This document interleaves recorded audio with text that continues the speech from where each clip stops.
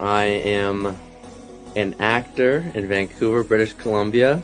I grew up in a small town, Kamloops, like 4 hours away from here. Yeah, growing up, I think I was always sort of an artsy kid. I made YouTube videos with my friends and little skits and sketches. We'd record on a flip camcorder, and I would edit all the videos really poorly and constantly post them and then invite people over and screen them. Just always watching to see if they were laughing or not.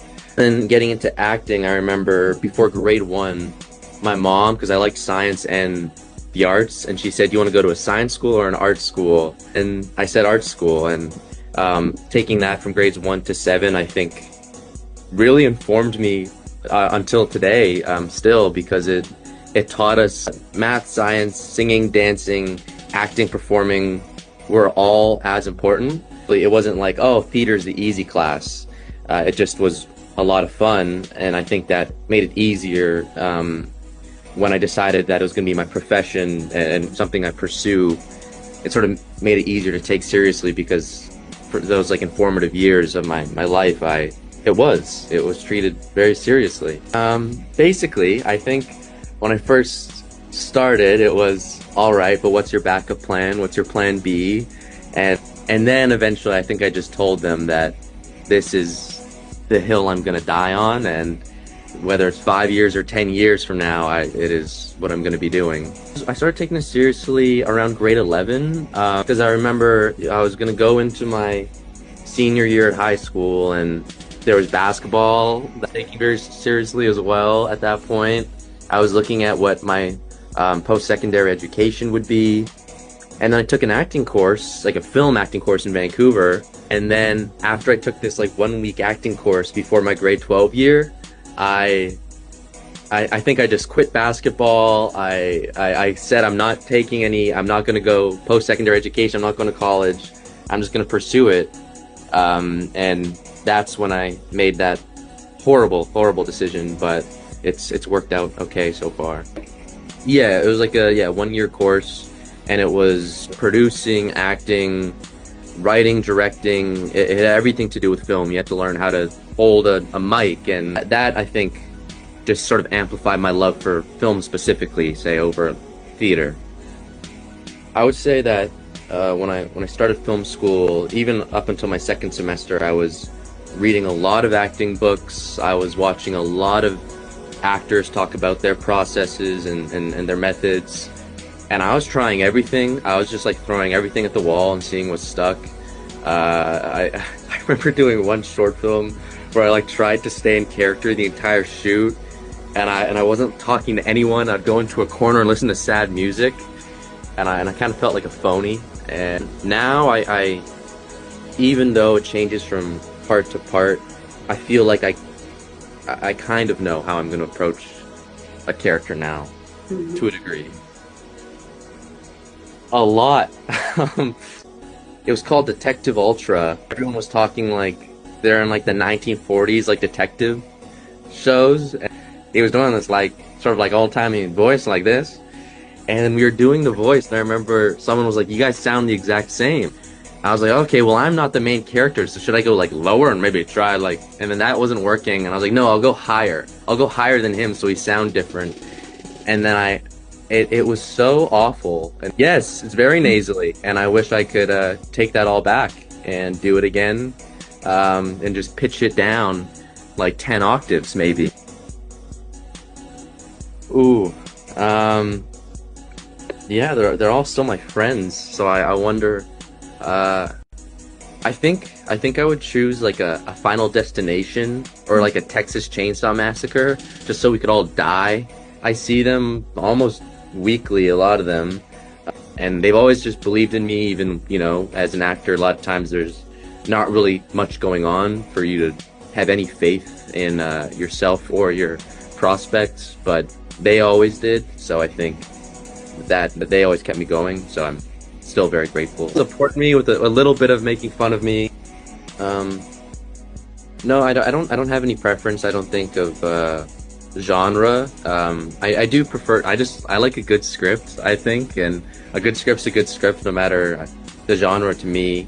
I like comedies are easier, I feel, especially here in Vancouver where I have my Langara group and everyone. No one cares if like the filmmaking or the lighting looks bad on a comedy. You can kind of just show up. You can't tell a really emotional story all the time. I feel like it takes a little bit more preparation and effort. But when I approach the character, I would say, yeah, first I try to understand the tone as much as I can of what the project is, and then kind of going, okay, what's the characters, sort of how are they serving the story, and then doing something different with that. You don't want to just be playing to the genre and doing something that you've seen before, or else that could be really boring or just sort of uninspired. Seeing what was done before, having a knowledge and sort of understanding of all the movies and all the people who've done it before you, and then trying to bring something new to it, I think is always the goal. I booked a Netflix show, The Altruists, which is going to be, I'm playing a real guy. I'm shooting 3 short films this month that I'm directing. Yeah, we have 3 runaways so far. We're shooting our 4th one. None of them are posted yet. Yeah, me and Zach, my collaborator, we want, yeah, you know, we want to have 5 and then start posting.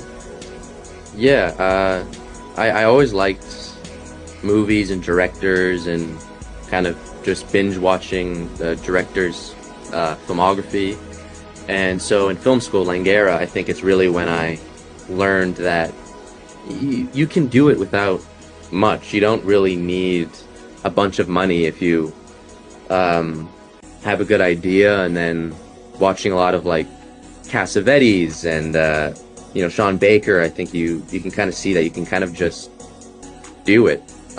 Me and Connor both sort of have that ambition and belief that all you really need is a camera and then sort of like your crazy ideas. Transition into it was I think easier. I don't know. I feel like I already knew a lot of the camera stuff just because I liked it. And then because of acting, I think it was a little easier to talk with actors and direct them. Yeah, my first short film was I did not do a great job at any of it, but that was my lesson. It was a long, painful, agonizing shoot, and it's Snow Angel. I'll post it soon. It was my first short film that I directed. I'll post it. I'm surprised that cocky little kid was right to any degree. Very grateful. I thought I was gonna book something. I think the little cocky little kid me was like thinking I was gonna book right after film school and I'd be off to the races. I'm so glad that didn't happen. That would be, I think, too scary. I wouldn't have my footing. Yeah, I think my ego would be too fragile. It would be unhealthy. But I was ready for like 5 years, 10 years to get my first chance at a bigger role. Ridiculous. It's it's really crazy. I remember, just me and Connor, I remember seeing all like the posts and all the like fan bases, and we just kept looking at everything and seeing the amount of like likes and views from all over the world it was getting, and that was, you can't even wrap your head around it. I think it just comes with a lot of gratitude. Everyone is so positive, and I'm so confused why. It's very sweet, and it's just I think we just want to do an amazing job. On my screen, Dark on Netflix. That's amazing so far.